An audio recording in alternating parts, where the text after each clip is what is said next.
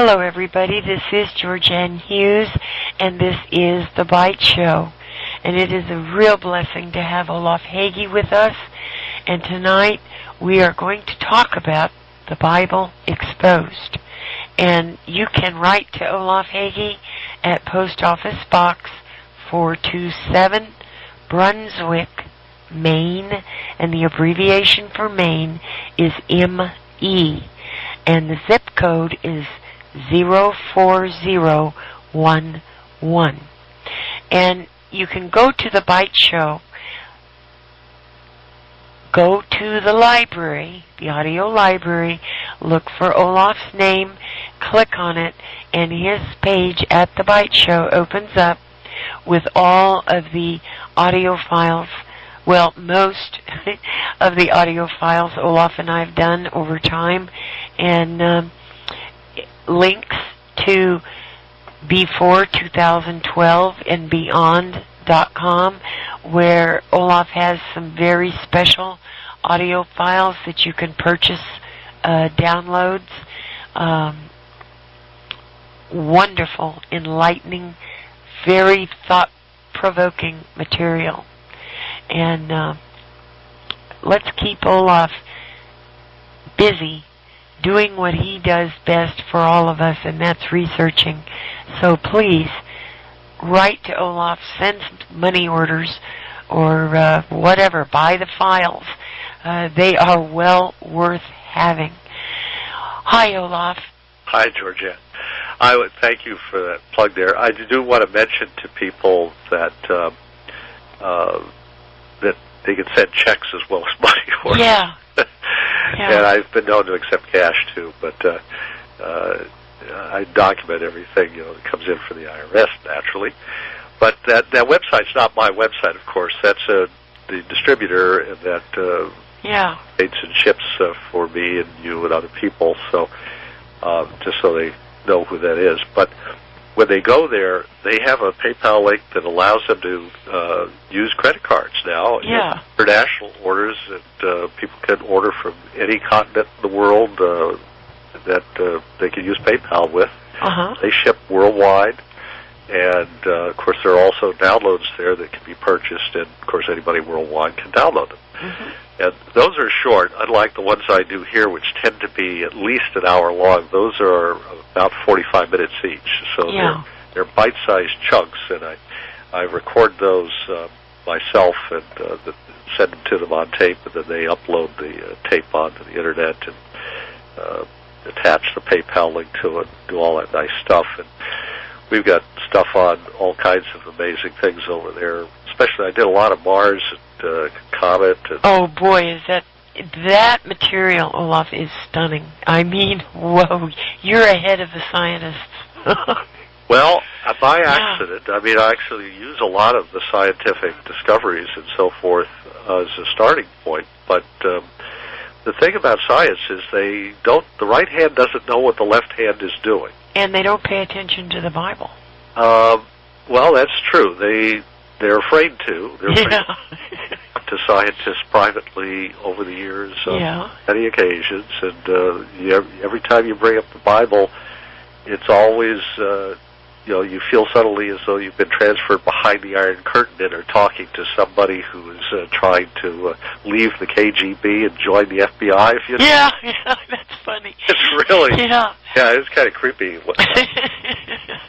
And the same thing is true in the world of Bible scholarship. Oh, boy, is it ever. People in the academic world, if you say anything, if you're in a secular college, you say anything favorable about the Bible, and my goodness, you're in danger of being burned alive at the stake. Oh, yeah. See, they really are paranoid about these things, and the far left screaming maybe atheists or somebody has taken over the colleges. And just whack-a-dig-hoy. They're way out of touch with reality. Well, they're Lucifer's troops, Speaking of which... Yes? This is a nice segue here. Speaking of which, I saw I don't even want to mention the name of it, but some people who saw it, if you saw it, you'll know what I'm talking about. On a cable TV channel, which shall be nameless because they deserve not to be named or promoted for what they did here. They ran a special about the so-called lost Gospels of the Bible, you know. Oh, yeah. And they had 3 or 4 scholars on there, for people who were supposedly scholars anyway.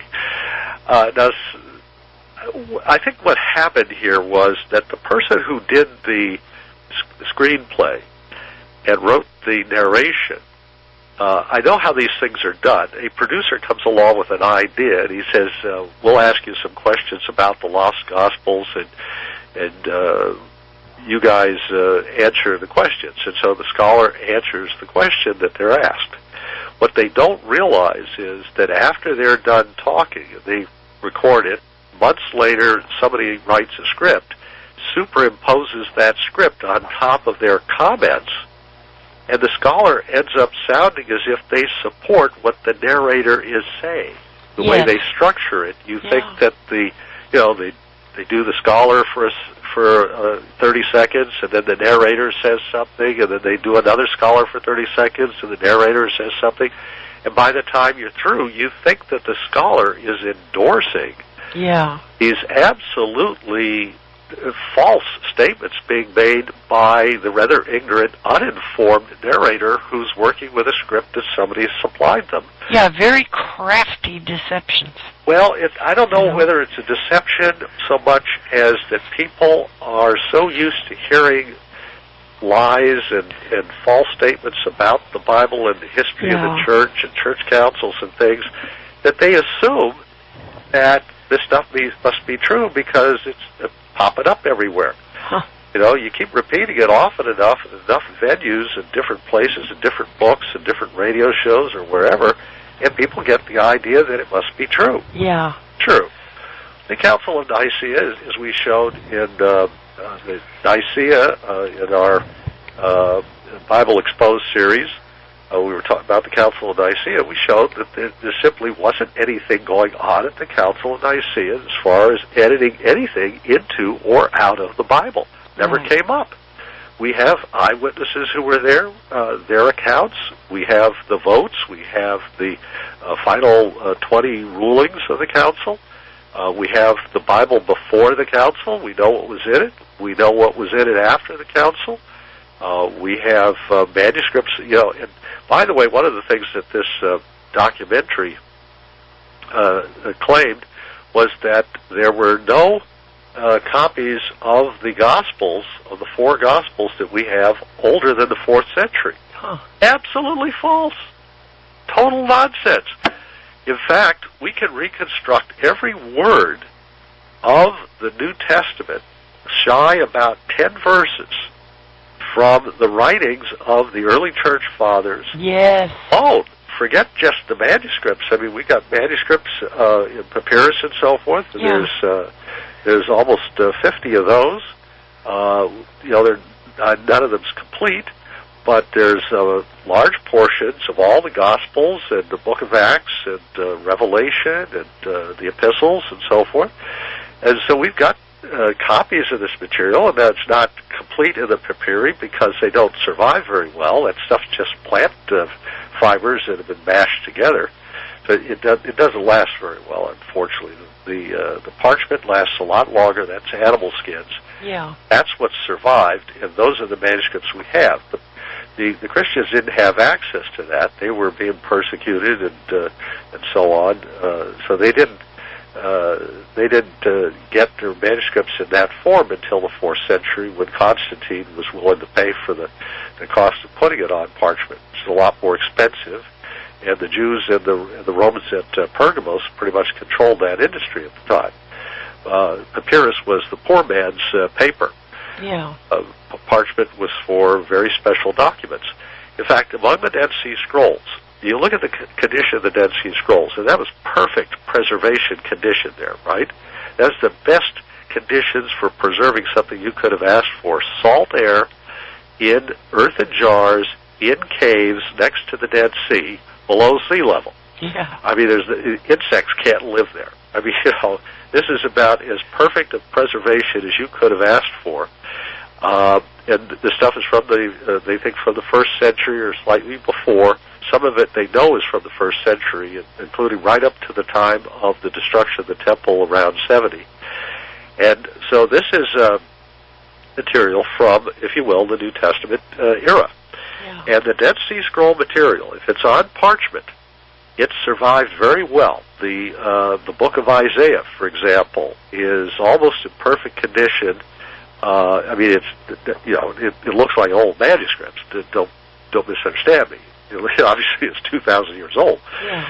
But we can read essentially all the verses in it, all 66 books, and that's enshrined in the scroll of the book in Jerusalem, which the Rockefeller family kindly, or at least one of their foundations, paid for. And you can go over there and you can see that book is on public display there. But the parchments lasted very well. They put their scriptures on parchment, and it was required to put it on animal skin because it's a living word. If you follow me, yes, that's the skin of lambs. But there were also materials, scrolls that were on papyrus that were stored at Qumran and in the caves in the surrounding area there, in the backside of Qumran. And those caves, and there's, I think there were 11 caves, or so I forget whether they've got more than 11. I think there was just 11 caves. But anyway, in those caves, I think cave number 4 was the one that had the parchments in it, and that had the biblical texts, and maybe one other cave did as well. Everything else was papyrus, and it was non-biblical material. And this stuff did not survive very well at all. In fragments like confetti, I kid you not, this is tiny stuff. Can you tell I once listened to Jack Parr? Okay. But this stuff is like confetti, and they have to put it together with a microscope, basically. And tweezers, yeah. It's just amazing. Yes. Tiny pieces. And these things are very difficult to piece together. One of the ideas I've come up with is that if you think about how papyrus was made, it's helpful to understand the problem here. It's in long strips of plant fibers, like papyrus is like a real long grass, but thick. Mm-hmm. And so they would mat it in long strips like that, and then they would do a cross-hatching horizontally across that, and so you would get the papyrus going in 2 directions, okay? And each leaf, of course, comes from a different plant, or at least to some extent. And what this creates is a matrix of plant leaves, and they would press it down and put it under heavy weights and let it sit so that the starch in the plants would come out and glue, like Elmer's glue the leaves together. Right. Bleach it in the sun, and this is how they would make paper.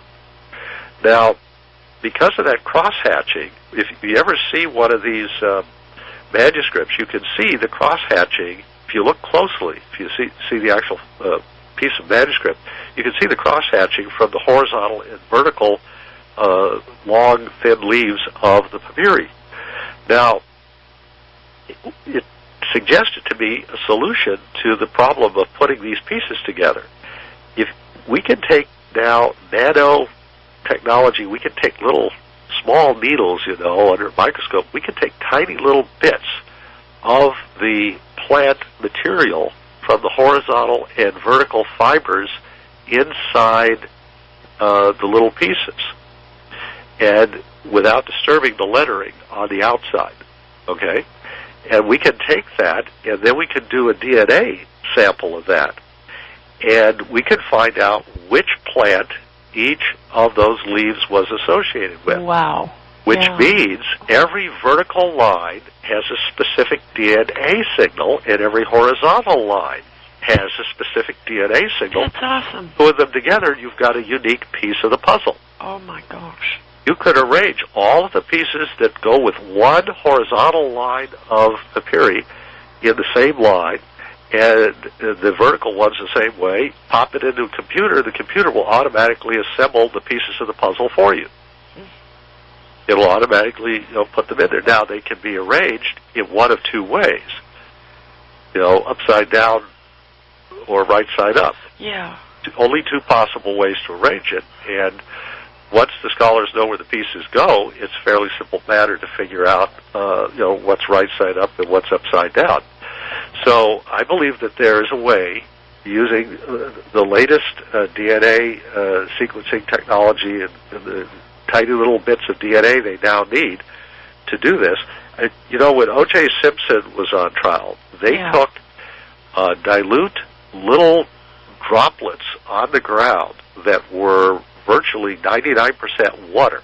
I'm not making this up. I mean, there's very little left of the DNA in the drops on the ground, and they were able to get a DNA signal from that. They were able to, they could do just amazing things. They could take a tiny little piece of human hair, a quarter of an inch long, and they could get DNA from that that's sufficient for them to be able to tell you who that's from. And so I think they would be able here, if you could do it for a hair, you could certainly do it for a little piece of papyrus. Yes. And they ought to be able to create a matrix of the DNA. It would be expensive, but the Rockefeller Foundation, some of these guys are willing to build whole buildings just to house the scroll. For the price of the building that they're housing the scroll of the book in, that book of Isaiah, they could, in fact, reconstruct these fragments and find out what they show. Now, about 80% of all the manuscripts that we've got from the Dead Sea Scrolls are Bibles. Yeah. Books of the Bible. Yes. They're all Old Testament, except for there is one little piece. It's about the size, it's less than the size of a business card. It's really small. In fact, it's the size of a large postage stamp. That some scholars in Europe, in Germany, I believe it is, believe may be from the Gospel of Gospel of Mark. I was going to say Matthew, no. The Gospel of Mark. And now, this is disputed. Absolutely disputed, because that would be the oldest piece of the New Testament ever found. Yeah. Next to that, in Oxford, they've got a much bigger chunk, about the size of the palm of your hand, of Luke, and another chunk or two of Matthew that date from about 85, 90 AD, somewhere around that period. So we do have some first century material from the New Testament Gospels, and we got a piece, a whole page really, of John's Gospel that dates to around the time that John died. It's so close to him that it was either written by John or by one of his immediate disciples, probably, or somebody who certainly had known him. Yeah. So that's a very early piece of John's Gospel, and there's other material as well as you go into the 2nd century, and then much more as you get into the 3rd, and then the early 4th century. And by the time you get to the Council of Nicaea in 325, there is enough of this material that we've got something from every book of the New Testament, and we've got certainly every section of the New Testament. I'm not sure about little things like the 3rd Epistle of John, which is really tiny, or Philemon, that Epistle of Paul, that's just very small.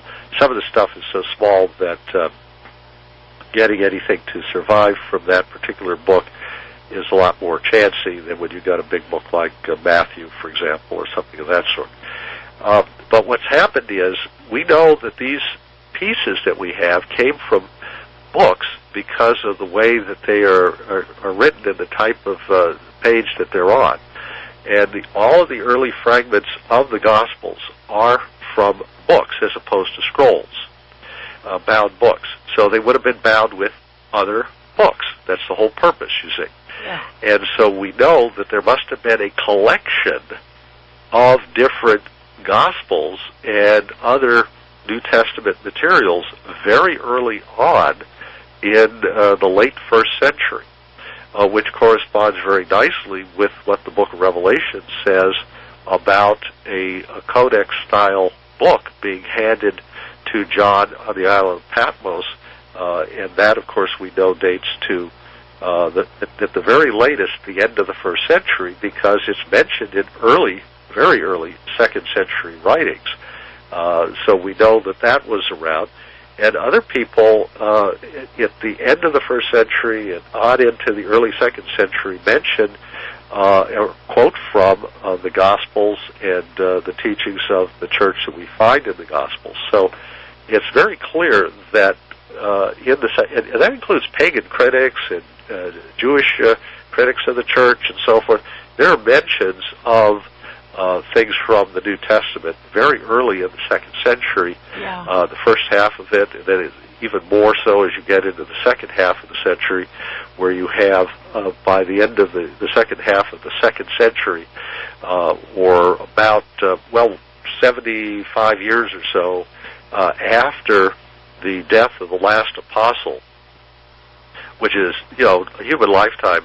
So after the death of the last apostle, you have every book of the New Testament being called Scripture and quoted from by that point.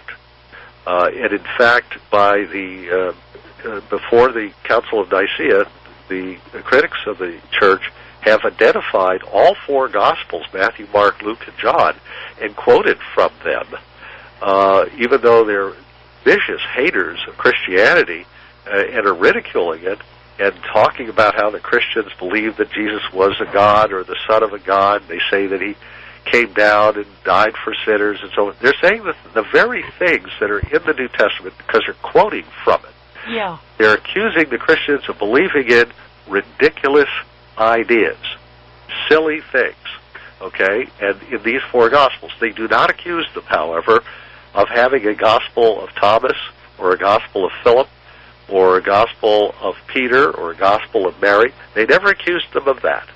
They never accused them of believing in Gnostic ideas. They never accused them of believing in reincarnation. They never accused the Christians of believing that Jesus was just a man. They never accused them of that. But they did accuse them of believing in the divinity of Christ, his virgin birth. They accused him of believing that he was raised from the dead. They accused the Christians of believing that he was ascended into heaven and he was going to come back and raise his followers from the dead. That's all of the pagan accusations against Christianity in the 2nd and 3rd centuries.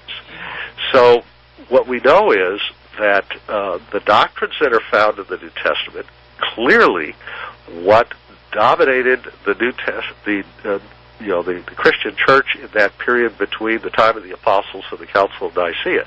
And this is what they were being persecuted for believing in those ideas that you find in the New Testament and in the 4 Gospels of Matthew, Mark, Luke, and John.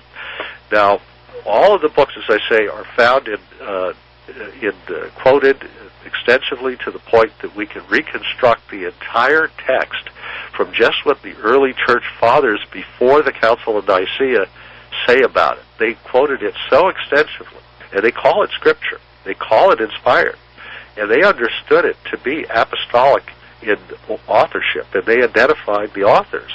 And so there's very little doubt about the basics of the New Testament being in existence, very early on here. If not at the end of the 1st century, it was certainly true by very early in the 2nd century.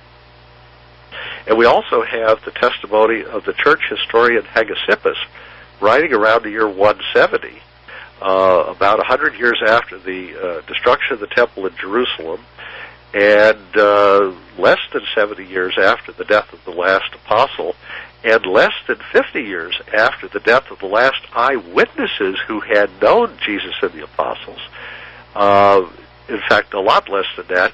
The last eyewitness that we know of to die, who had known the apostles for sure, at least their death is recorded around the year 155 to 165. In that period there, this is when the last eyewitnesses were dying.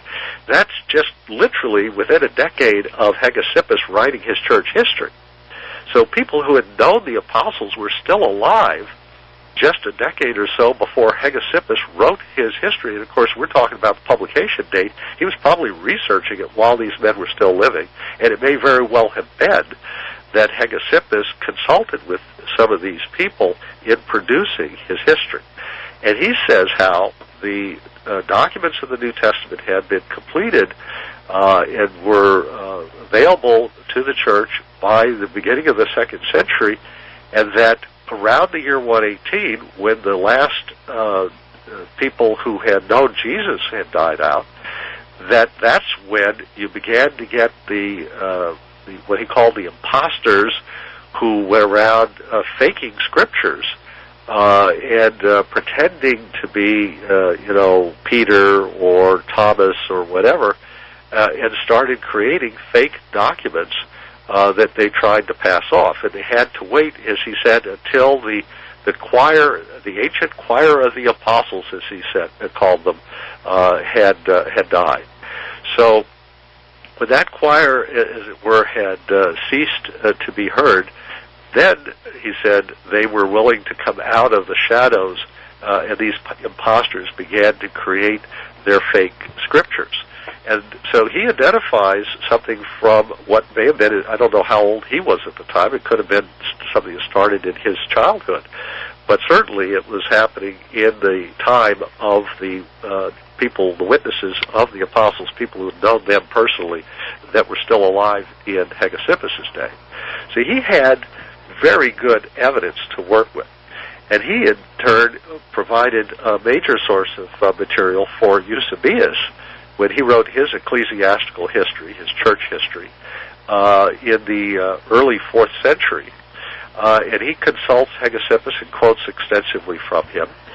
And when Eusebius does his ecclesiastical history, he is writing all of these things just prior to the Council of Nicaea, which he attended. So what you've got here is an unbroken line, basically, of evidence and witnesses about the Scriptures and what was, in fact, part of the Apostolic Scriptures and what wasn't, extending right on down to the Council of Nicaea, which is why, when the Council meets, the first thing they discuss is whether or not it's kosher or okay for them to take a Greek word, which is homoousios, and put it into the creed that was used when they baptized converts, that was not a part of the Greek New Testament.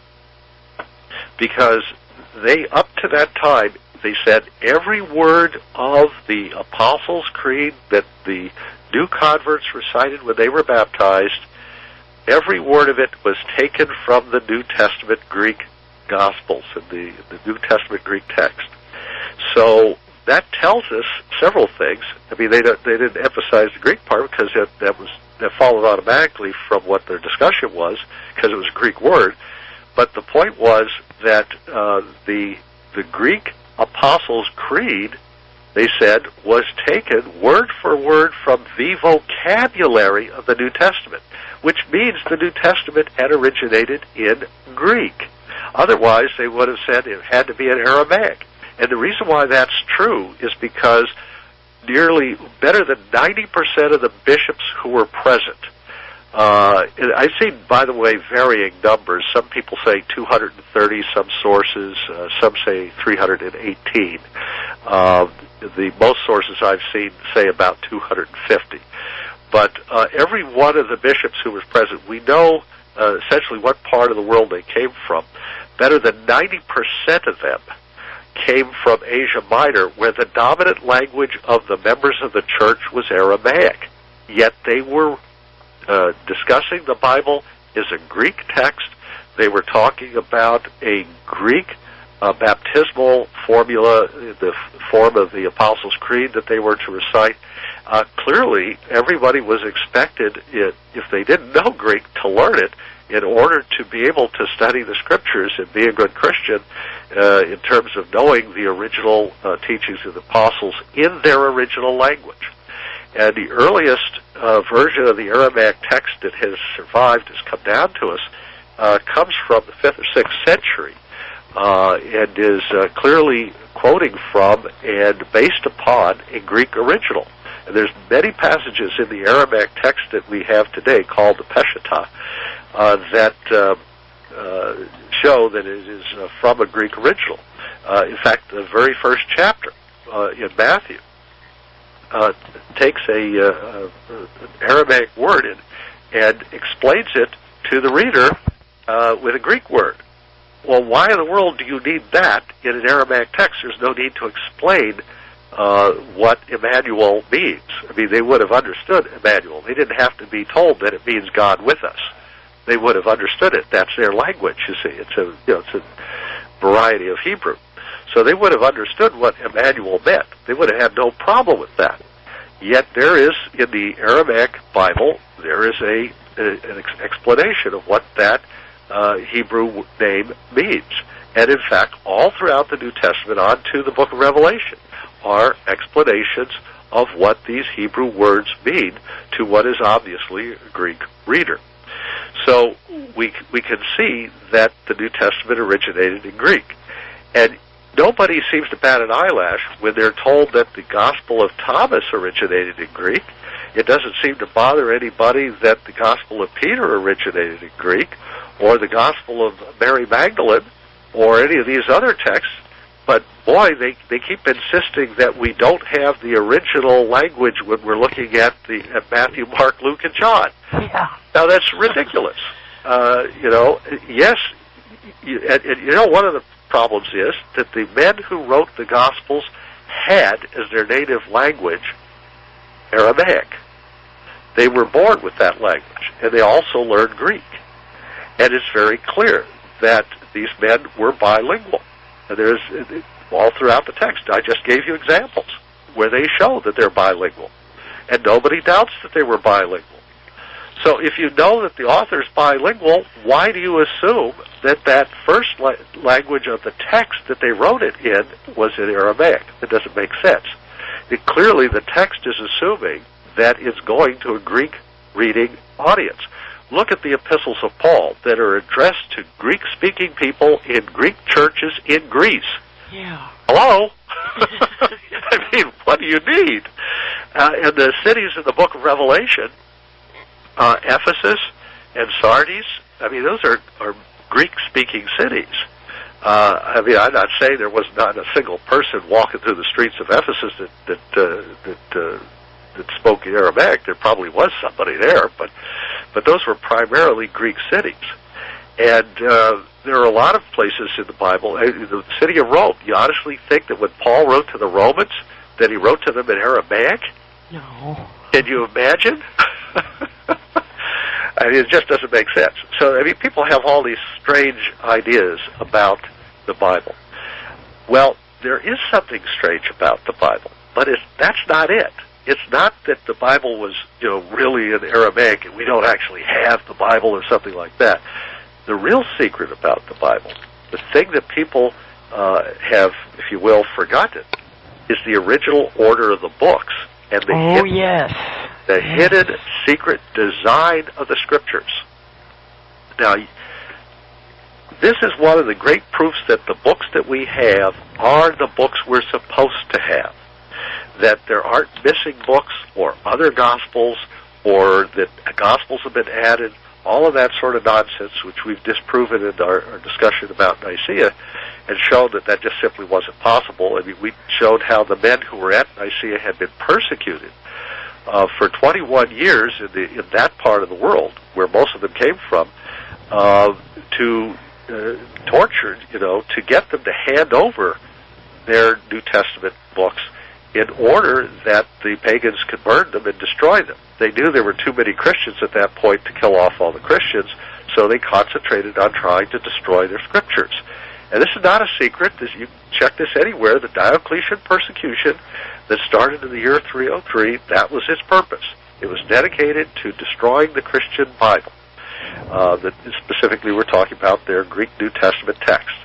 And the pagans figured that they could break the back of the church if they could destroy their scriptures. They knew they couldn't kill the Christians. In fact, the critics today of the church, they say, Well, hardly any Christians were martyred during the Diocletian persecution. Oh, my goodness. And that's true. Oh. Very few Christians were martyred during there. And the critics say, see, well, that's a proof of something. Yeah. It shows that Christians themselves, who were easy to find and easy to kill if that's all you were trying to do, not the target of the persecution. They were after the Scriptures. Yes. And because they were after the Scriptures, they weren't trying to kill everybody. They were trying to get their hands on their Scriptures. Oh, they were torturing people like crazy. Oh, it was demonic what they were doing. I'm working on something where I'm going to prove that, in fact, the people who were doing it had been inspired by a group of individuals that belonged to a movement that openly courted demonic contact. Yeah, and boy, oh boy, they're on the earth today. Well, it very well may be true. Oh, gosh, Olaf. I'm going to work on that project, and we'll see if we can do some downloads on that at some point. Okay. Over there before 2012 and beyond.com. And the reason why I'm going to do it over there is because I want to make sure that it's totally structured so that people and everybody will be able to download it. I tend to talk too long sometimes on these files, but I want to make it short enough so everybody can download it. I want to put it in a structure. We may put it on a single CD so that everybody will get the whole thing, because it's a complex subject to get into. It covers several centuries of what was going on prior to the persecution of Diocletian and what led to that specific persecution. But you were talking about how evil it was. Yeah. They would take these people into a torture chamber, and they had iron rods there that they would put in the iron pokers that they would put into the fire, and they had a guy there with an axe. And when you didn't answer the questions the way they wanted them answered, they'd start chopping off fingers, and then your hand, and your forearm, and the rest of your arm, and your toes, and your feet, and your legs. And then they'd put your eyes out with a hot poker as a last resort to try to get you to talk and reveal where the Scriptures were. Well, at the Council of Nicaea, and by the way, before I leave the tortures that were being done, after they got through with somebody, they left them lying there on the floor, a torso of just the hulk of a person, but still alive. And then they would bring in their brothers and their sisters, their fathers and their mothers, their friends and other relatives, and people who knew them in the church, or the elders of the church and so forth, so that they would see somebody they knew and recognized, and then they would start torturing them. And this is how they were trying to break the Christians and getting them to divulge the Scriptures. Well, the eyewitnesses at the Council of Nicaea, who left us their memories of what happened during the council, and they're from both sides, the pro-Arian side and the anti-Arian side, they tell us that when these men were brought in, they were brought in on stretchers because they had no arms and legs. Right. And the other bishops were openly weeping when they saw them. Can you imagine these people then turning around and chopping books out of the New Testament after going through that? And the fact that some of these men were brought in without any legs tells you something about how far they were able to resist the tortures in order to protect those Scriptures, how important it was to them.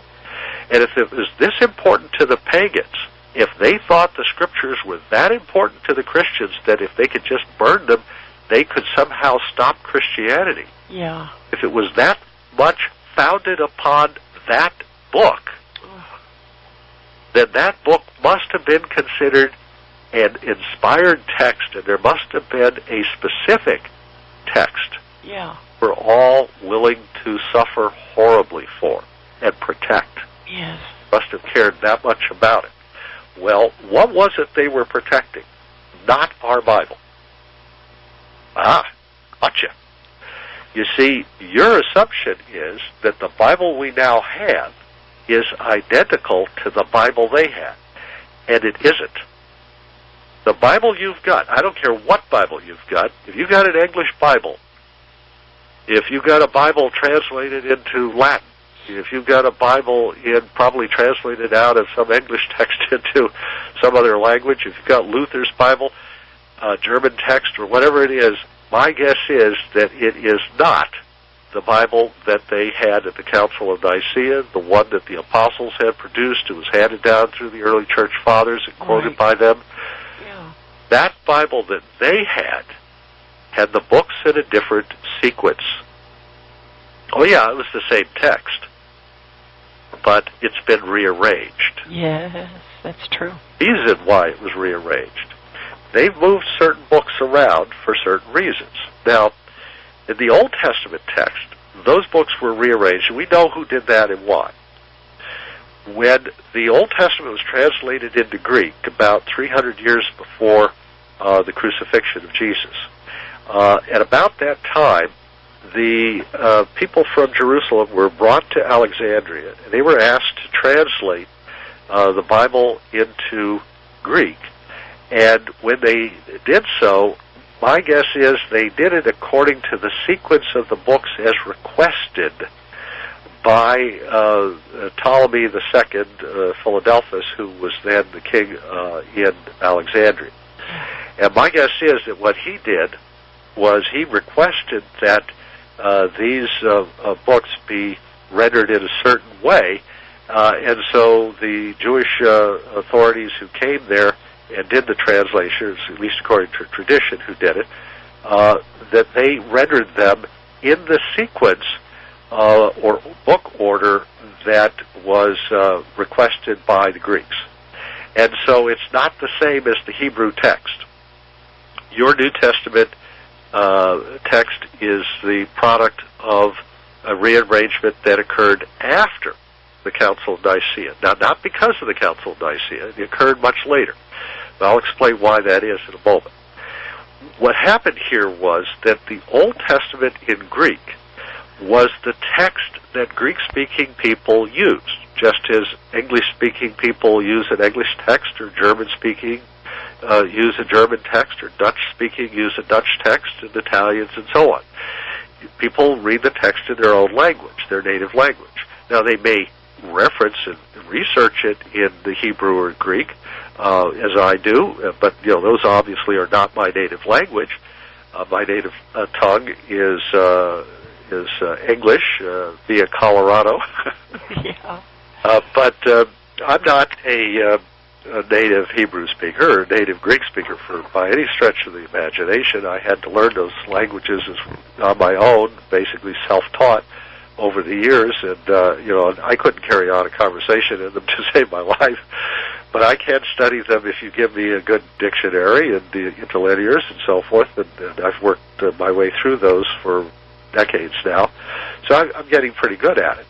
But back in the old days, these people didn't know Hebrew, and in fact, Jerome didn't know Hebrew very well when he did his Latin translation from Hebrew back at the end of the 4th century, and he needed help to render the Hebrew, and he's considered a great Hebrew scholar of the church, of the early church.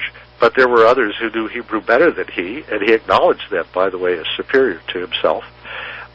It was very odd, very unusual for people to have the ability to study the text in more than one language. Origen, early in the 3rd century, was one of those people who was able to read Latin, Greek, and Hebrew.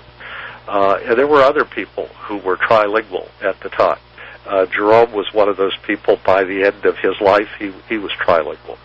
But there were others who knew 5 languages that Jerome thought was amazing. He was just astonished that anybody would know that many languages. Yeah. Today we got people who know a dozen. Yeah. So getting into the languages of the text, if you had seen the original Hebrew text and understood the book order, you would have seen there was a design there. But Jerome couldn't see that until very late, at least 392 or later, when he first was in a position probably to understand what he was reading there. But if you go back to the Council of Nicaea, my guess is an awful lot of the people at the council were familiar with the Aramaic text, of the scriptures that have been produced, we think probably late the 3rd century. There's some evidence for an original text that our oldest manuscript is from the 5th or 6th century, however. But it was a translation from the Greek original, and they knew that. So nobody bothered to study it as such. They knew that the original was in Greek. As for the Old Testament, they probably were not conversant in Hebrew as we understand it, because if you look at an Aramaic manuscript and a Hebrew text of the Old Testament, they're very different looking in terms of the alphabets that are used, the writing. That's true. Know which letters are which, and you know Aramaic, you can figure out what the old characters in the Hebrew text looked like. But these things, these things were things for scholars to do. It was enough for these men to memorize the Greek text, which they apparently had done. It almost looks as though to be a bishop or a great scholar to go to the Council of Nicaea, that one of the criteria was that you had memorized the text. And that was surely true of the men who had their eyes put out with hot pokers. It was surely true of those who were so old that they couldn't see clearly anymore. So those bishops obviously had memorized it. And if you look at what the Council of Nicaea was doing, these guys were discussing whether or not to put a word that they knew was not in the New Testament Greek vocabulary into the Apostles' Creed.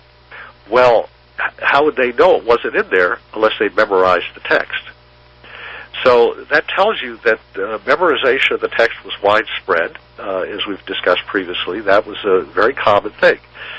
So these guys knew the text. They knew the Old Testament in Greek, so they didn't know the original Greek book order. And they may not have, or the original, I should say, Hebrew book order. They only knew the Greek book order.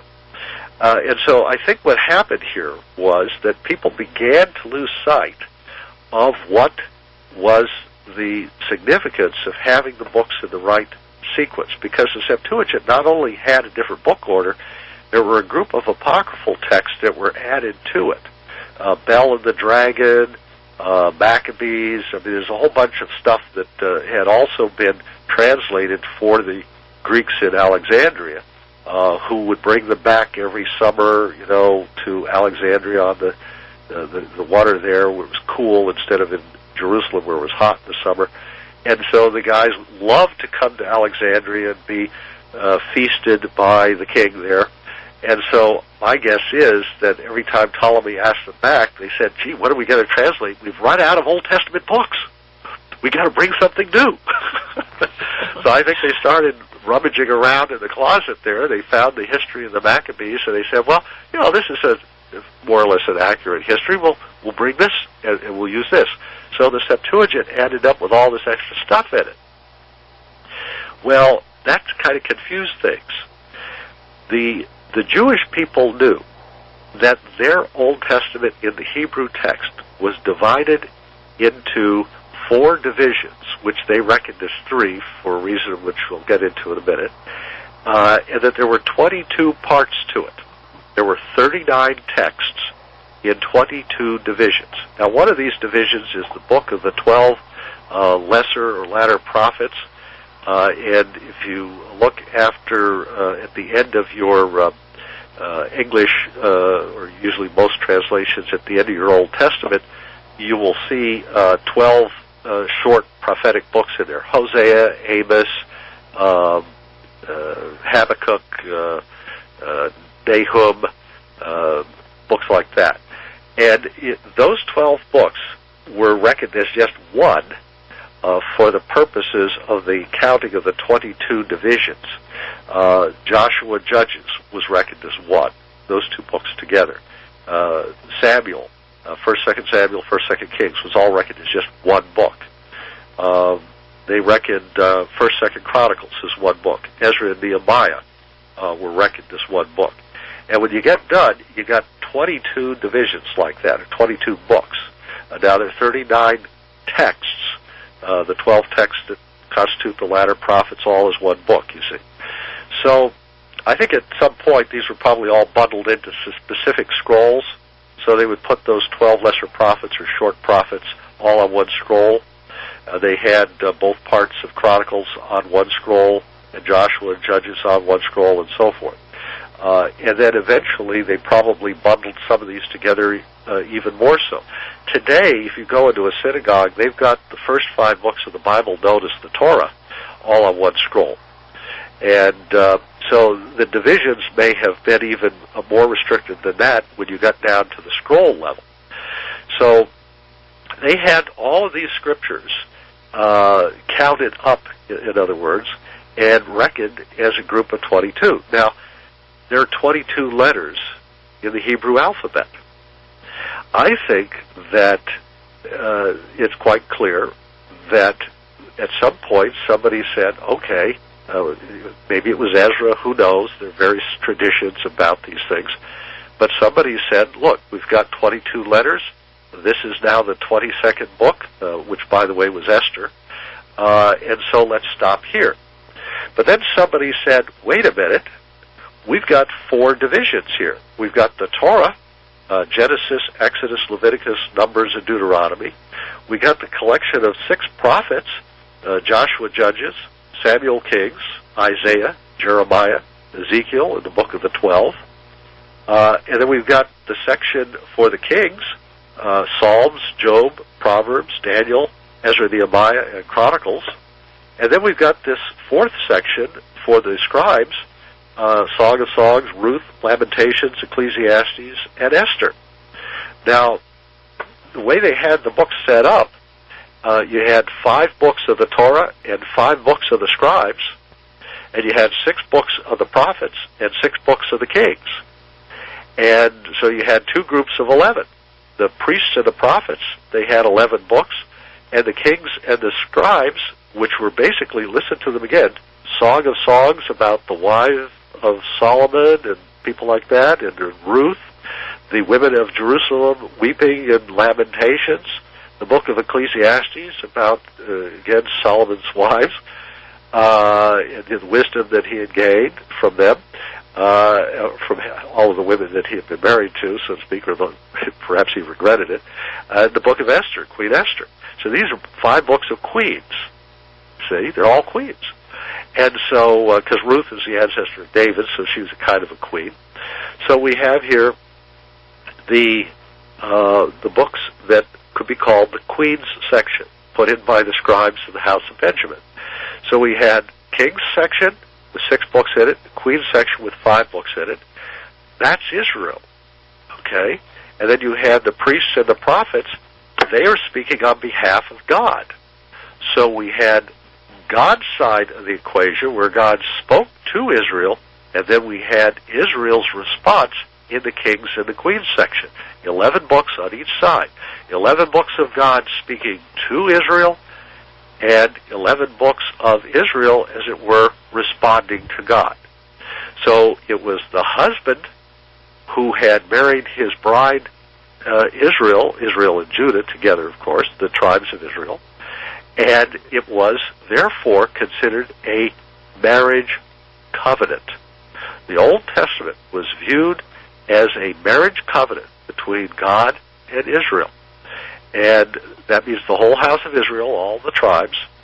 And the priests and the prophets were representing God, the husband, and the kings and the queens, representing their people, were speaking on their behalf to God, as it were, assenting to the things that God was commanding and speaking to his priests and prophets. So there was a very beautiful, very perfect organization to the Hebrew Scriptures, totally lost in the Greek Septuagint translation. So that what the Christians were using by the 4th century, when they were dependent upon the Greek Septuagint translation for their Old Testament, what they were using was blinding them to the design of the Hebrew Scriptures. They couldn't see it. But on the other hand, they were aware that the New Testament, with its 27 books, represented the 27 letters of the Greek alphabet. And they were aware from Josephus that the Old Testament was reckoned to be in 22 divisions, even if they couldn't see clearly what the order and organization was anymore. They couldn't see the design beyond knowing that there were 22 divisions. So they thought, well, gee, 22 Hebrew divisions for the Old Testament, 27 Greek divisions for the New Testament, total 22 plus 27 equals 49, 7 times 7. Now, I'm indebted to Dr. Ernest L. Martin and his work on the original Bible, where he went back and looked at the original manuscript evidence to see how it was structured and what the number of books was for a lot of the things that I'm talking about here. And I imagine you've had David Seeloff talking about some of these things in some of his discussions. Oh, yes. This is a really crucial point, though, to understand. The Bible didn't start out like that. It was put together over time. There are actually intermediate canons of Scripture that were assembled in each period. When Jeremiah was alive, they didn't yet have the books of Ezra and Nehemiah because those guys hadn't even been born yet. So at each stage there was a canon, and there's a structure to each part of this. And I've been working on coming up with really the complete history of the Bible and how it was structured together. I've already written a book on this in the past, which is just about out of print. We've got like 5 copies left. But there are some people out there who have been investigating this subject before me. I'm not the first person to look into it. Ernest Martin was certainly one of these, and there have been others. This is a really important area of study. One of the things that I don't think I've noticed a whole lot of people talking about, though, is the reason why there were 4 divisions and the reason why they put them into 3. Now, it's been noted that there were 3 divisions in the Hebrew Scriptures.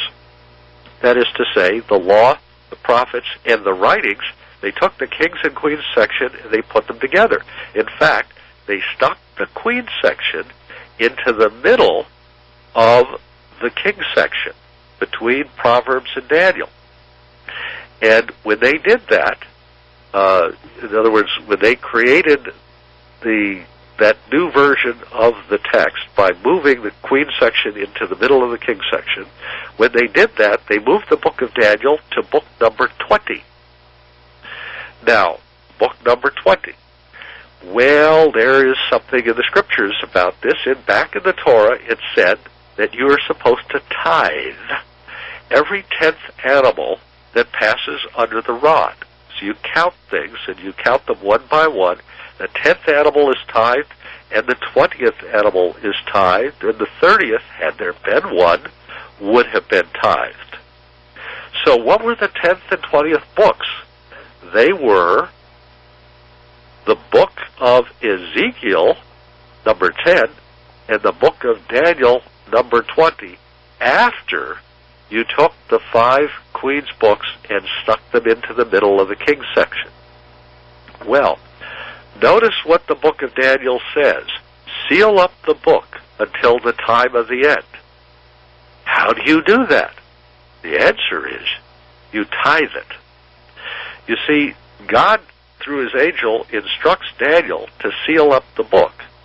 And the guys who put the Old Testament together said, well, how do we do that? And then somebody realized that if you took the Queen section and inserted it into the middle of the King section, you would accomplish that task. Well, why do that? Because the Queen section was the 4th section, and the number 4 was considered unlucky. If you made something 4 square, that was unlucky. Josephus says that when they built 4 towers surrounding the temple precincts in Jerusalem, when they constructed and completed that 4th tower, just before the Romans attacked the city, that's what brought down the Roman siege and cost them the destruction of the temple and the dispersion of the Jewish people. He said that the number 4 was unlucky, or at least he said that it was believed that that was the reason why that happened among the Jewish people, is they actually thought that the number 4 was that unlucky. You go back to the book of Genesis. The very first example of an unlucky fourth person was Abel. He got murdered. In fact, his name means, in Hebrew, to live in vain. In other words, he had no children. He didn't live long enough to have offspring or to leave any descendants. That's why all the descendants are reckoned from Seth, who was born later. So the number 4 was considered unlucky. You look at all those bone boxes, those ossuaries that they find in the Holy Land, you'll notice they're all trapezoidal shaped. When you see a layout of a building, the floor plan of it, except for the temple, everything was trapezoidal, was out of shape. They didn't want any squares. They didn't want any perfect rectangles, because if it was 4 square, then it was considered unlucky. So they took the queen section and they moved it into the king section because it was unlucky, but also because the angel had told Daniel to seal up the book. By putting the queen section just ahead of Daniel, they turned Daniel into the 20th book and made it a tithed book. And tithes were only allowed to be eaten by the priests and the Levites, nobody else. So the general public was forbidden to eat of the tithe, and therefore they were forbidden to eat of the book of Daniel or the book of Ezekiel. They were secret books. Hence, seal up the book until the time of the end, when it would be permissible, because the tithe would be lifted at the end. So that's what they understood was to happen. And you'll notice what Daniel says in there. The angel in chapter 9 reveals to him, he says that, 70 weeks are determined upon thy people, okay, to put an end to prophecy and to sacrifice. Okay, now the sacrifice involved the tithes, and prophecy involved the period during which the prophecy would apply. So in other words, the time of the end of the prophecy was the 70 weeks of years. That expired in the 1st century. As even Josephus says, the Roman pagans believed. Even they were aware of Daniel's prophecy and believed that it applied to them. And so everybody, including the Christians, Jesus talks about Daniel's prophecy. Everybody was aware that it was coming to an end in the 1st century. Of course, they were reading it out of the Septuagint version, not the Greek translation, not out of the Hebrew, which was tithe, and was a secret until the end. And that end was reckoned to be in the 1st century. After that, after the 490 years or 70 weeks of years had expired, then it was okay, even for the Jewish people to, at large, who were not Levites or priests, to read the book of Daniel and the book of Ezekiel. But you know, the interpretation of the first part of Ezekiel, Ezekiel's wheel, was still forbidden. And so it was part of Kabbalah, or oral tradition that was handed down. You could not write down the interpretation of Ezekiel's first part, which is the tithed portion, the first part of something, the best part. And so that was not allowed to be discussed. Now, there is no comment in the Kabbalah about Daniel as such, so we don't know what their ruling on that was. But we do know that Genesis, the very first book, which was the first half of Genesis, we are told was also tithed, because it was the first 10% of the 5 books of Torah. And so the first half of Genesis was part of the Kabbalah as well. And if you look at the Septuagint translation, if you ever see a Greek Septuagint text, it's translated into English, you can go in and compare it to your English translation of the Hebrew text, and which is what is in most Bibles today, and you will see that they are dramatically different, that the numbers are all different. They obviously are hiding something. Something was being concealed that had to do with the chronologies and the numbers in the Hebrew text, which now every school child, or Sunday school child, is allowed to read. But back in those days, you were not allowed to do that. And indeed, in translating that portion, Jerome, at the end of the 4th century, said, at the beginning to his prologue there to his translation of Ezekiel, he said that these secret portions at the beginning of Genesis and the beginning of Ezekiel, that these were so secret that two rabbis came to him secretly by night to explain these things to him so that he could understand how to translate that Hebrew text into Latin for what was supposed to be the Vulgate, but was only partially used. The later Vulgate was put out in the days of Charlemagne in the 9th century, because Charlemagne, although he was illiterate, he didn't want his people to be illiterate. He wanted the Latin Vulgate around to teach them Latin, and he had that text done. The Vulgate that was produced at that time, which is the modern Vulgate of the Catholic Church, that text only partially relies upon Jerome's text. It's not completely Jerome's text. Some of it's from the Old Latin text. They think that possibly some of it is a new Latin version done by the people who were working on the text for Charlemagne. So there is something of a misunderstanding there about Jerome's text. Jerome's original version we do not have all of, but we do have some of it. Now, the problem here is that when you get to the New Testament, you can see all the design and the structure that's concealed in the Old Testament text. And we can see that they originally had 4 divisions. Well, there are 4 Gospels. And the divisions in the Gospels here actually made a lot of sense. Remember I said priests and prophets, kings and queens. And the tribes that represented them, the priests, of course, were represented by Levi. The prophets were represented by Joseph, because he was the first to prophesy back there in the book of Genesis. In the tribe of Joseph were the prophets who prophesied in the cup, as it were. With Joseph, he also had prophetic dreams, of course.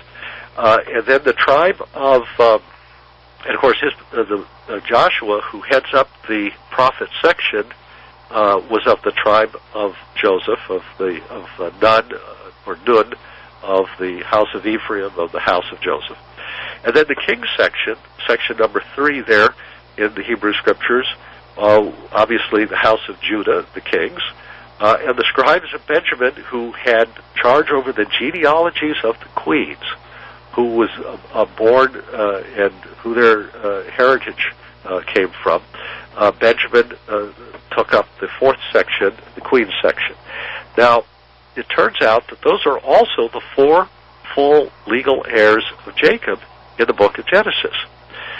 When Jacob's on his deathbed, he disinherits his first 2 sons by Leah. He had 2 wives, Leah and Rachel, and 2 concubines, 2 maids of those 2 wives. And the children of the concubines, of course, are not allowed to have the same full inheritance as the others do. They're not as high in rank. They have full inheritance in Israel as Israelites in the land, God says, but they don't rank as highly as the full legal heirs of Leah and Rachel, the 2 legal wives of Jacob. And those sons of Leah, she had 6 sons. Well, her first 2 sons, Reuben and Simeon, are disinherited by Jacob on his deathbed, one for crimes of sex and one for crimes of violence. Levi was also disinherited by Jacob. God brings Levi back and gives him the priesthood. So he kind of gets a reprieve because he was young and basically following his older brother Simeon. Then comes Judah, which is given the scepter, hence the kingship. And then we have Issachar and Zebulun, but they are children of bondage in the sense that Rachel takes the mandrakes given to her by her son Reuben and barters with, Leah takes the mandrakes given to her by her son Reuben, and she barters with her sister Rachel to rent Jacob for what appears to be a couple of years as a result of this bartering deal, during which time she has Issachar and Zebulun. So they're the children of kind of a bond servant role here, or barter deal that Leah carries out. And as a consequence, Issachar and Zebulun do not have the same level of inheritance that these other 4 sons have. Now, Rachel only has 2 sons, Joseph and Benjamin. Both of them inherit. And in fact, it can be argued that on his deathbed, what Jacob is trying to do is to maneuver so that his true love, Rachel's sons, Joseph and Benjamin, will get one of the chief inheritances of priest, prophet, king, and scribe that he has to hand on to his sons. He has these 4 main offices that he hands down. You know, if you've ever heard of something called Robert's Rules of Order, it organizes institutions according to the president, the vice president, the treasurer, and the secretary. Well, these 4 roles I just named for you. They are the priest, the king, the prophet, and the scribe. The prophet, Joseph, was also the treasurer. He had charge over the wealth of the mountains, and he was in charge of the gold and silver of the temple in terms of the tithing of the tribes to the temple service. What happened was that while the firstborn of each tribe didn't have to serve, except of course for Levi, in the temple, but because Levi was taking the place of the firstborn of each tribe, they took over their duties. And therefore, since their duties were to be treasurer of the tribes, as Joseph was, and to be scribes of the tribe, and to be prophets and so forth, they were reckoned in the temple service to have control over the symbolic artifacts, if you will, of those tribes. So the cup of Joseph was put on the incense altar and was under the authority of the treasurer of the temple, who was a Levite, one of the chief priests of the temple. And likewise, the anointing box of Benjamin, which was used to anoint the priests and the kings. He was the divider of the spoils. He looked through the genealogies to see who would inherit the kingship or the priesthood, and he would designate them by anointing them. Well, his anointing box was also put on the incense altar. So those 2 items of Joseph and Benjamin of the house of Rachel are put on the incense altar in the holy place of the temple. But Levi had charge over the rod of Aaron that budded, because Aaron was the first high priest. That was put in the sleeve of the ark in the Holy of Holies, even deeper inside the temple. And then the scepter or spear that was handed down, that Judah had, was kept against the outer curtain outside of the Holy of Holies, but it was touching the temple, so to speak.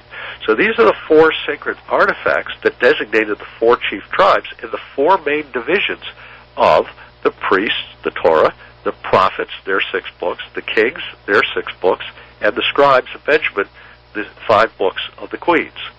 So they each had their artifact, as it were, represented in the temple. And they were the real temple, those artifacts. Because you see, the incense altar was simply a stake to hold the prophetic cup of Joseph and the scribal anointing box of Benjamin. And the Ark of the sleeve, if you will, to hold the 10 Commandments on the inside, the covenant, and the actual scriptures, by the way, of the covenant, and the rod of the priests of Levi, the rod of Aaron that budded.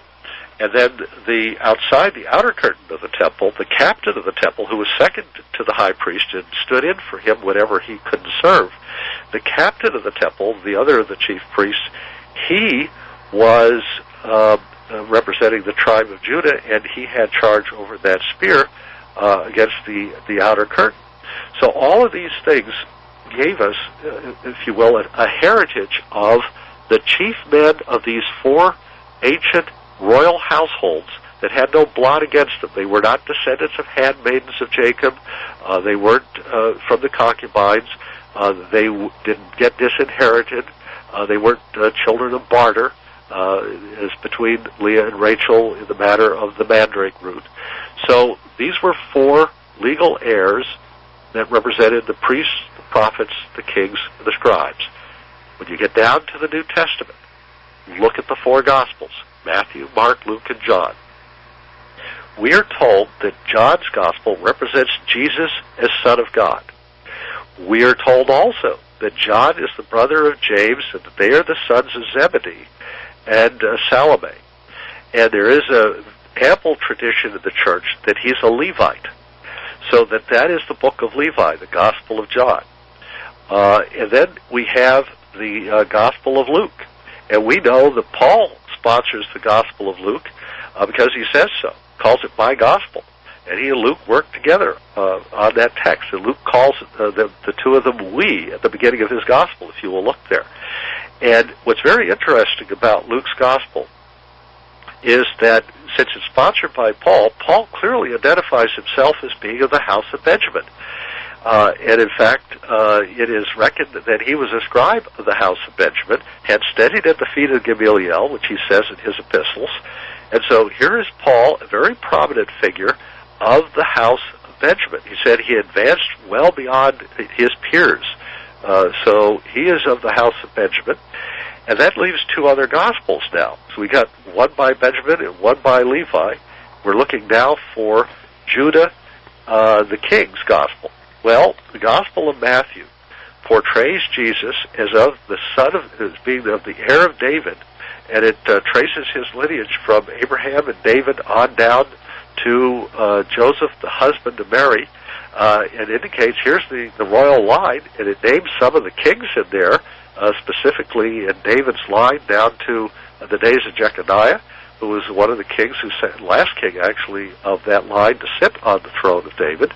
And so here is that line which is coming down through the husband's side, and then down to Mary, and her genealogy is given in the Gospel of Luke. And then in there it indicates that Jesus is adopted.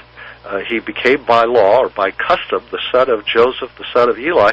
That Joseph would have to be Mary's brother, Joseph of Arimathea. And I've documented this, by the way, on my CDs, again, available from before 2012 and beyond.com. But you can see the heritage line here.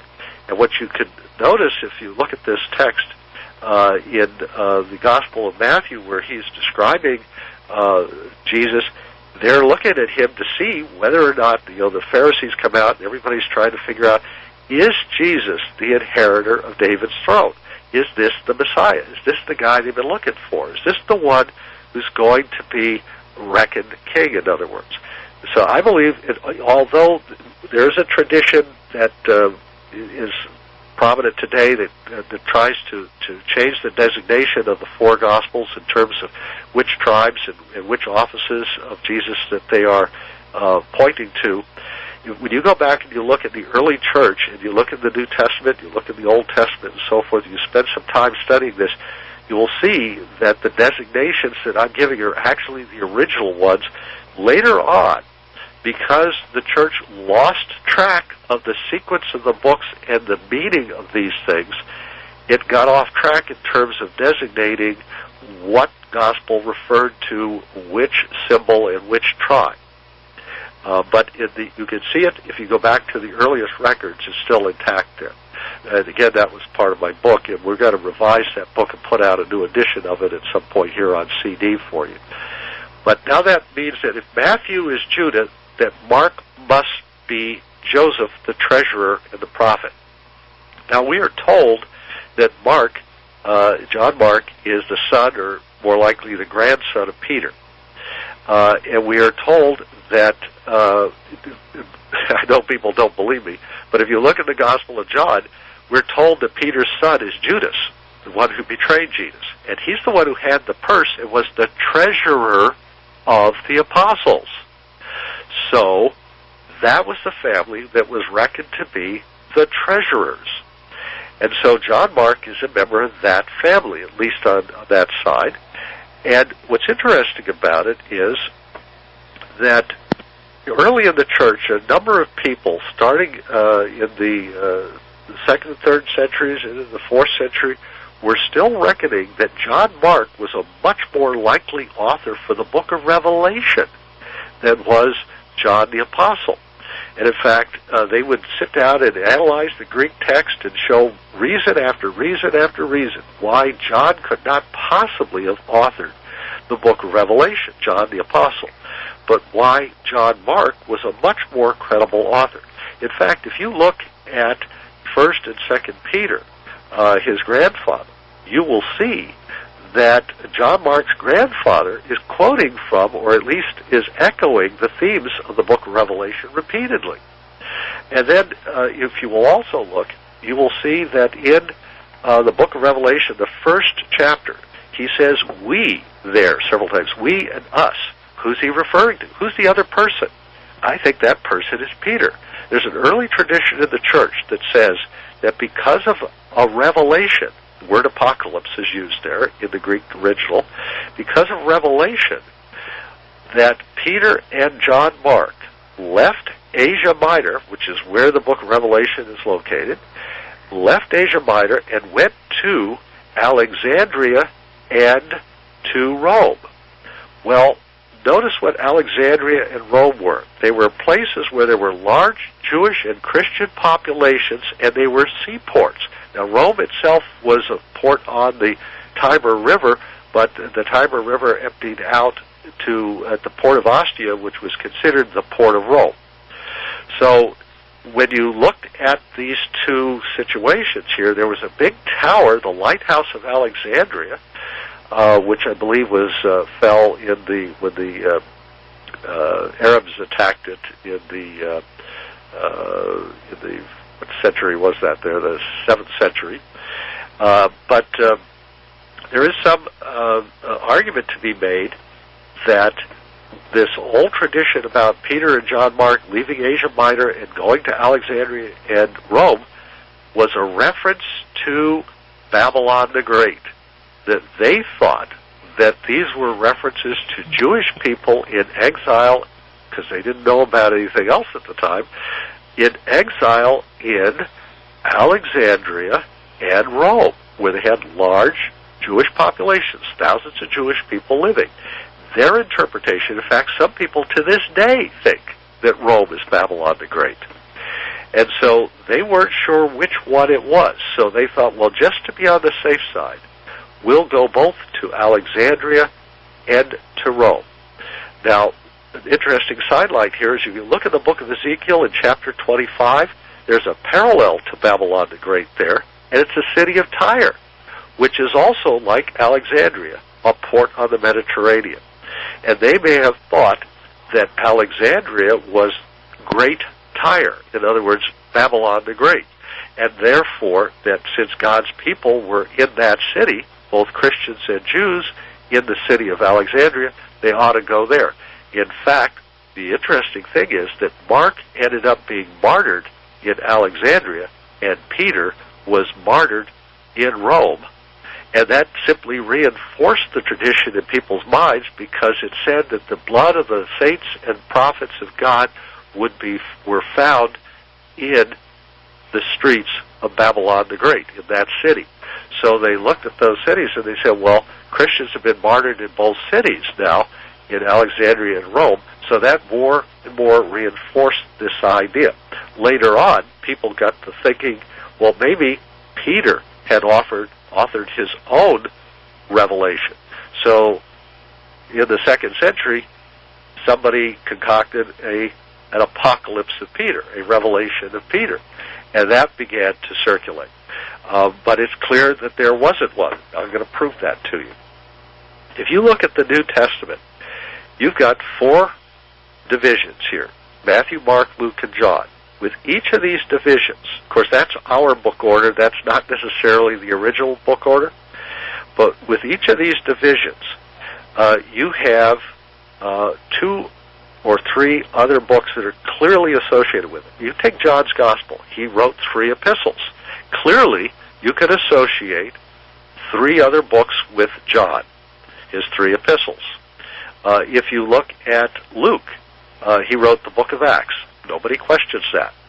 And then Paul wrote his books in 2 divisions. Everybody in the early church said that there were 2 groups of Paul's epistles. So that would mean 4 sections associated with Paul's group, the section devoted to Benjamin, Luke, Acts, Paul's epistles to churches and his epistles to individuals is the normal way it was arranged. Other people arrange it as 7 groups to Asia and 7 groups to Europe. 7 epistles to Asia and 7 epistles to Europe.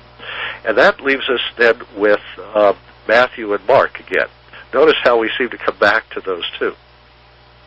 In the case of Mark, we have 1st and 2nd Peter, obviously associated with Mark. In the case of Matthew, we can associate the remaining epistles, James and Jude. And then we've got the book of Revelation. But wait, in the middle of the book of Revelation, God says to John, if I'm correct, it's John Mark, he says to him, you must prophesy again about many nations and peoples and tongues. And suddenly, the book starts over in chapter 12 with the birth of Jesus. And it talks about Jesus being born of this virgin in heaven, and he is caught up to heaven, to the throne of God, where he is to judge the nations with a rod of iron. Clearly, it's taking us back to the beginning and starting over again. So the book of Revelation is divided into 2 great sections. If you've got a red letter Bible, there's something else that you will note. The first half of the book of Revelation is filled with red letters for the first original words of Jesus. In other words, things that Jesus himself said, quotes of Jesus, are put in red letters in a red letter Bible. Well, the book of Revelation, the first half of it is filled with red letter material. There's a little bit in the second section, but most of it's in the first section, which suggests that the guy who was the brother of James and Jude, that is Jesus, should be reckoned as the real author of the book of Jesus, the revelation of Jesus Christ, which God gave to him to show to his disciples. In other words, the first half of the book of Revelation should be reckoned with the Judah books, with Matthew, James, and Jude. And the second half of Revelation with Mark and Peter and 2 Peter as, if you will, the book of the prophets.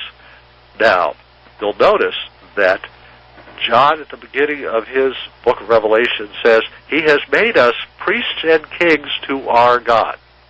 And then he tells him, write these things which you have seen and these things which you're about to see in a book and send it to the 7 churches. Well, that's the work of a scribe. So he makes John Mark a scribe, a prophet, and a king, and a priest, which are all 4 of these things. And then he has him write down this text showing Jesus removing the seals that are on an ancient book. And what book is that he's unsealing? Notice that it has 4 beasts, like the beasts of Ezekiel, the 10th book, and then he begins to elucidate the prophecies of the book of Daniel, the 2 tithe books of the Old Testament. And then he starts talking about the tree of life, which comes from the first part of the book of Genesis, which was also a sealed book. Do you see what's going on here? He's unsealing the 4 divisions of the Old Testament sealed tithe portions. He's unsealing those books. And who's unsealing it? The Lamb who is in the midst of the throne says. The Lamb of God, that is Christ, who has the ability to unseal these books. And here is Mark, who is being designated a prophet, a king, a priest, and a scribe for the purpose of being able to do this. There's only one book of prophecy that's pure prophecy, essentially, in the New Testament, and it's the book of Revelation in 2 divisions, 2 sections. And when you add those up, what you've got are 4 divisions for the New Testament, 4 divisions for the Old Testament, 22 sections for the Old Testament in Hebrew, 27 sections for the New Testament in Greek, a total of 49. 7 times 7, why, that's 49. Isn't that a Jubilee? But wait, the Jubilee is celebrated in the 50th year. It's proclaimed in the 49th. The 50th year is the first of the next 49. It overlaps the first year of the next 49 when you do the count. So it's 49-year divisions. And the 50th year corresponds then to the second half of the book of Revelation. That becomes the 50th portion. And read it. It's about the Jubilee, about the resurrection, about the second coming, the New Jerusalem coming down, the judgment, all the things that pertain, if you will, to the Jubilee period, the period after the second coming. Now, what's amazing about this is that all of these amazing things require the exact number of books that we have in those exact divisions. You start adding a book or subtracting a book, it all falls apart. And the people who gave us this Bible with these books in it didn't know the true order or sequence or arrangement. They preserved the text because they knew these were the original apostolic texts, but they had forgotten the arrangements. And who are we talking about? The translators. Because you see, when you look in the Greek manuscripts, you find the original book order preserved there. They have the original order and sequence of the text. They remembered what it was. But it's not the one I just gave you. The one I just gave you is the arrangement that shows the tribal affiliations. When you put the books in the arrangement found in the manuscripts, which Ernest Martin has documented, what you end up with is the following. You end up with 7 general epistles, followed by 14 epistles of Paul in 2 divisions, 7, 7, 7 in the epistles section. That follows the Gospels and Acts, which he calls the New Testament Torah. And then at the end, the book of Revelation. Now, if you look at it that way, and if you have the Old Testament arranged in 3 divisions, because the 4th one was hidden inside the 3rd, okay, then what do you have? 3 divisions in the Old Testament, 4 divisions in the New Testament, a total of 7. That's one of the discoveries that Ernest Martin made, is he was looking through the Greek manuscripts and their structure. And this is just the beginning of it. There is so much more, layer upon layer of design, interlocking, interconnected, so many different levels that it's just, there's no way we could ever explain all of it, because the more you look into it, the more you see. If you pull one book out or add a new one, you would destroy everything. All of the designs vanish the minute you do that. And that's not the end of it. There are other layers of design in the text itself, in the wording of the text, in the exact words that are used, and in the spelling of the words.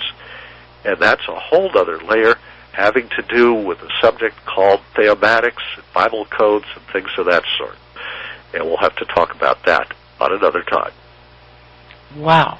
Olaf, this is so fascinating. And, you know, this kind of knowledge needs to be known to everybody.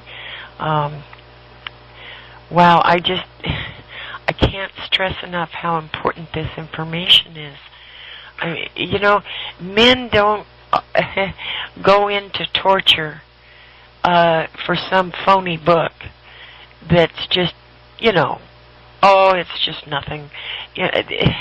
Look how Paul died. Look at how these men, what they went through to bring these texts down to us today. No, that's a really important point, Jan. We do not see a rearrangement of the sequence of the books. We do not see anybody trying to foist other books onto us here and stick them into a New Testament. There are no New Testaments that have other books inserted between, the Gospels and Revelation. Yeah. You don't see that kind of text. There is one manuscript where Revelation's right after Acts. I think somebody was trying to put 7 books together there in a cluster. Yeah. But you don't see them inserting other books in there.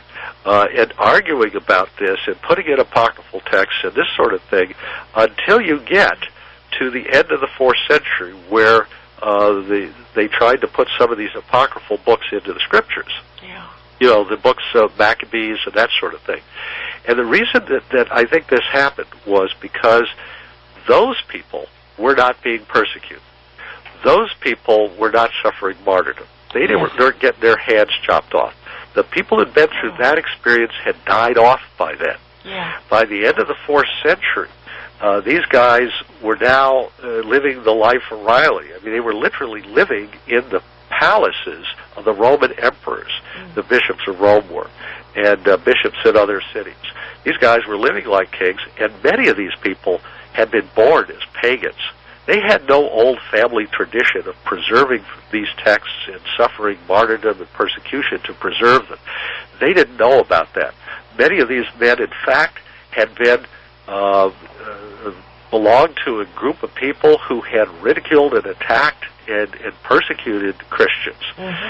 So they had switched sides, if you will, and these people at the end of the 4th century, they had no idea what it was like to be persecuted.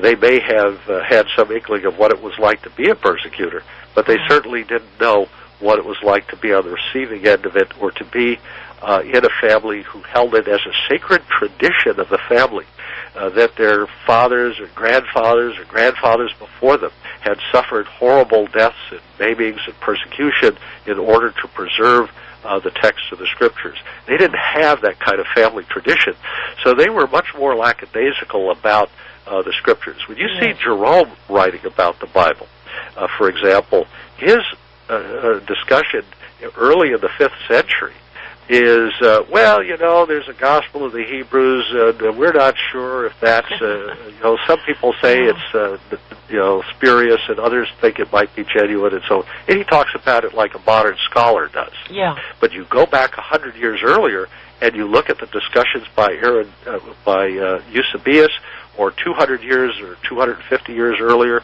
by the 2nd century church fathers, they don't talk about it that way at all. They're sure what the scriptures are. They don't debate over whether or not Hebrews belong in the Bible. They mention them. Sure, they mentioned some of these texts. They mentioned the Gospel of Thomas, and they said it was crap. Yeah. They said it was fake, and they even named the guy who faked it. Yeah. They didn't have any doubt about it being fake. It's only these modern guys now who are trying to pretend that, well, maybe it's genuine because, gee, you know, it's a sayings gospel. It's a collection of sayings. No, it isn't. It's a dialogue. Go read it. That's right. You're right. I've read it. Yeah, it's a dialogue. It's a Platonic dialogue. It's not a collection of sayings.